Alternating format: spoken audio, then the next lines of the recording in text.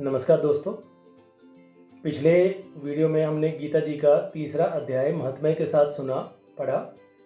आज हम गीता जी का चौथा अध्याय महात्म्य के साथ प्रारंभ कर रहे हैं, तो कृपा पूर्वक इसको ध्यान से सुनिए।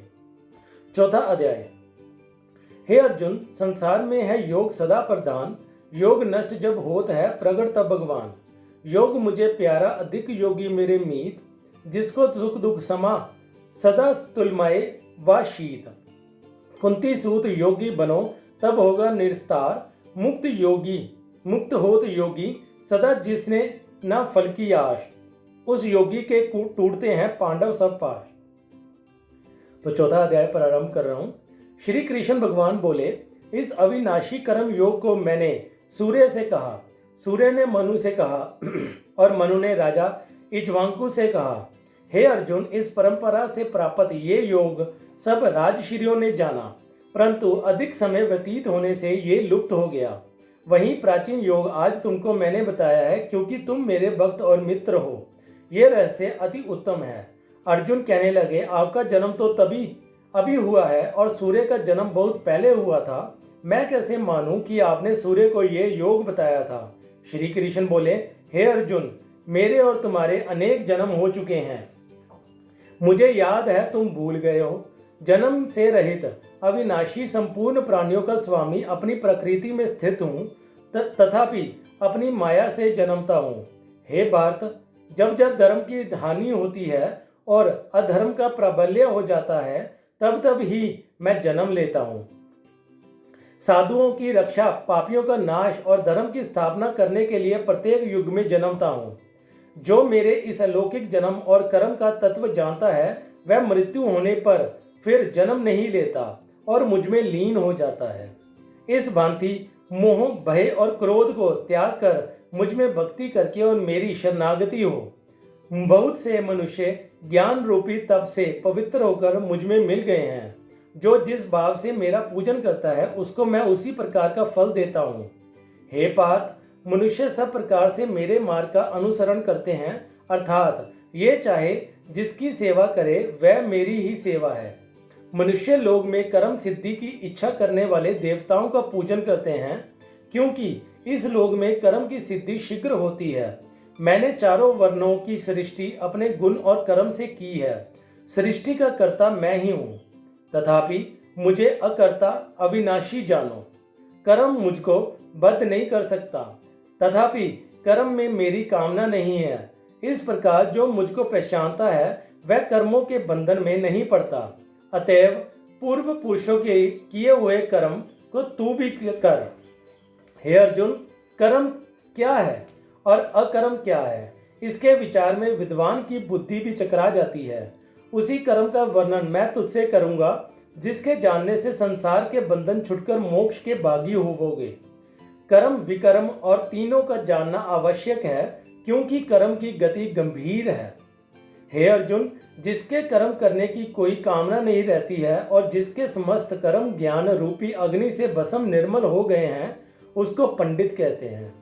जो कर्म फल की आशा छोड़कर कर्म करता है और उनमें आस्कित भी नहीं रखता और निराश्रय ही संतुष्ट रहता है, ऐसे मनुष्य कर्मों में गिरा रहने पर भी मानो कुछ नहीं करता है। देव योग से जो कुछ मिल जाए उसी पर संतुष्ट रहता है। जो हर्ष, शोक आदि द्वंद्वों से मुक्त है तथा किसी से ईर्ष्या नहीं करता, कर्म की सिद्धि या असिद्धि में भेद नहीं समझता, वह कर्म करता हुआ भी उसमें नहीं। जो फल की इच्छा नहीं रखता, वासना से दूर हो गया है, ज्ञान में जिसका मन अचल है और यज्ञ के कर्म करता है, उसके वह सब दोष लुप्त हो जाते हैं। हवन करने का पदार्थ भी ब्रह्मा है, आहुति देने वाला भी ब्रह्मा है। इस प्रकार जिसकी बुद्धि में सब कर्म ज्ञानमय है, उसको ब्रह्मा प्राप्त होता है।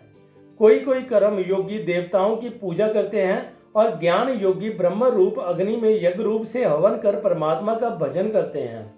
कोई ऐसे हैं जो अपनी इंद्रियों को तथा कर्मों को संयम रूप अग्नि में होम देते हैं, और कितने ही इंद्रिय रूप अग्नि में इंद्रियों के रूप शब्दावधि विषयों को होम देते हैं। कितने ही लोग इंद्रियों के सब कर्मों को और प्राणों के कर्मों को आत्मज्ञान से प्रज्वलित संयम रूप अग्नि में होम देते हैं। कोई तो द्रव्य यज्ञ करते हैं और कोई तप यज्ञ, कोई योग यज्ञ, कोई समाधाय और कोई ज्ञान रूप यज्ञ करते हैं। कोई प्राणायाम में तत्पर रहने वाले योगी प्राण और अपान वायु में प्राण को रोकते हैं और प्राण वायु में अपान वायु का लक्ष्य करते हैं। कोई आहार को निरंतर कम करके प्राणों को होमते हैं, वह यज्ञवेता हैं और यज्ञ ही है इनके सब पाप नाश हो जाते हैं। जो यज्ञ में बचे हुए अमृत रूप अन्न को खाते हैं वह सनातन ब्रह्मा को प्राप्त करते होते हैं। हे अर्जुन, जो यज्ञ नहीं करते हैं उनको ये लोग और परलोक दोनों नहीं हैं। इस प्रकार के बहुत से यज्ञ वेद में विस्तार सहित वर्णित हैं। इन सबको कर्म से उत्पन्न हुए जानो। हे परंतप, द्रव्य में यज्ञ से ज्ञान यज्ञ उत्तम है। हे पार्थ, फल सहित सब कर्म ज्ञान में समाप्त हो जाते हैं। सो उस ज्ञान यज्ञ का तत्परदर्शी और ज्ञानी लोग तुमको उपदेश करेंगे। इसलिए तुम अपनी सेवा करना और उनको विनय पूर्वक प्रश्न करके ज्ञान यज्ञ जानना। इस ज्ञान को लाभ करके तुमको ऐसा मोह फिर नहीं होगा। इसी ज्ञान से समस्त प्राणियों को तुम अपने में और मुझ में देखोगे। यदि सब पापियों से भी अधिक पाप करने वाले हो तो भी ज्ञान रूपी नौका से ही सब पाप रूपी समुद्र को पार कर जाओगे। हे अर्जुन, जिस प्रकार प्रज्वलित अग्नि लकड़ी को जलाकर भस्म कर देती है, वैसे ही ज्ञान रूपी अग्नि सब कर्मों को भस्म कर डालती है। इस लोक में ज्ञान के समान पवित्र और कुछ नहीं है। ये व्रत बहुत काल पर्यंत कर्म योग से सिद्ध हुए पुरुषों को अपने आप ही प्राप्त होता है। जो श्रद्धावान पुरुष इंद्रियों को जीत कर ब्रह्म ज्ञान में लगा रहता है, वह ज्ञान को प्राप्त करता है और ज्ञान को पाकर अल्प समय में ही शांति को पा जाता है।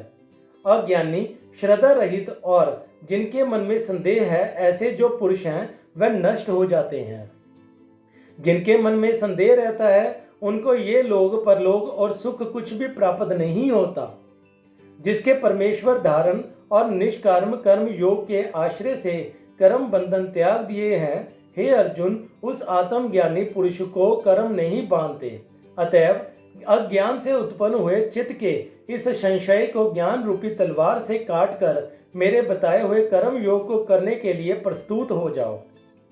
इति सुपनिषद सुब्रह्म विद्या योग शास्त्रे श्री कृष्ण अर्जुन संवादे अतम संवे नाम चतुर्थो अध्याय समाप्त।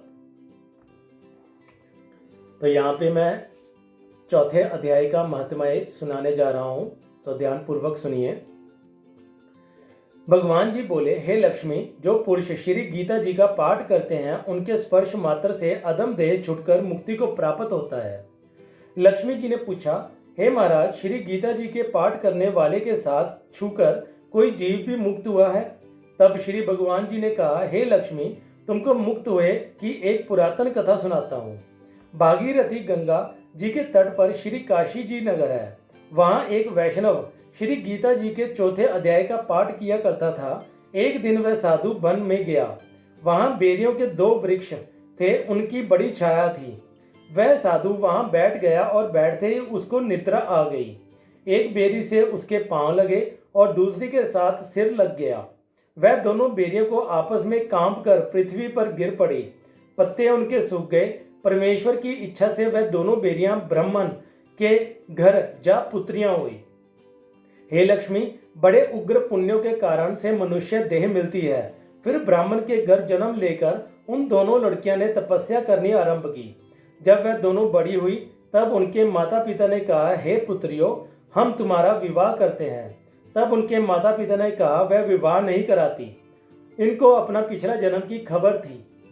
वह जाति में सुंदर जन्मी थी। उन्होंने कहा, एक हमारे मन में कामना है, परमेश्वर वह पूर्ण करें। उनके मन में यही था कि वह साधु जिसके स्पर्श करने से हमारी अदम देह छूट के ये देह मिली है, वह मिले तब बहुत भला है। इतना विचार कर दोनों लड़कियों ने माता पिता के तीर्थ यात्रा करने की आज्ञा मांगी। तब माता पिता ने तीर्थ यात्रा की आज्ञा दे दी। तब उनकी दोनों कन्याओं ने माता पिता की चरण वंदना करके गमन किया। तीर्थ यात्रा करती बनारस पहुंची। वहां जाकर देखा वह तपस्वी बैठा है जिनकी कृपा से हम बेरी का देह से छूटी हैं। तब दोनों कन्याओं ने चरण वंदना करके विनय करी, हे संत जी, धन्य हो, आपने हमें कृतार्थ किया है। तब उस तपस्वी ने कहा, तुम कौन हो? मैं तुमको नहीं पहचानता। कन्याओं ने कहा, हम आपको पहचानती हैं। हम पिछले जन्म में बेरियों की योनि में थी। तुम एक दिन वन में आए, तुमको बहुत धूप लगी थी, तब बेरियों के छाए तले आप बैठे। लंबासन होने से एक बेरी से आपके चरण लगे, दूसरी को सिर लगा। उसी समय हम बेरी की देह से मुक्त हुई। तुम्हारी कृपा से हमारी गति हुई है। श्री गीता जी के चौथे अध्याय का ऐसा महत्वमय है। तब वह मन वचन कर्म से नित्य प्रति पाठ करने लगी। तब श्री नारायण जी ने कहा, हे लक्ष्मी, ये चौथे अध्याय का महात्म्य है जो सुनाया है। तो ये था गीता जी का चौथा अध्याय। अगले वीडियो में मैं गीता जी का 5वां अध्याय महात्म्य के साथ लेके पेश करूंगा। धन्यवाद।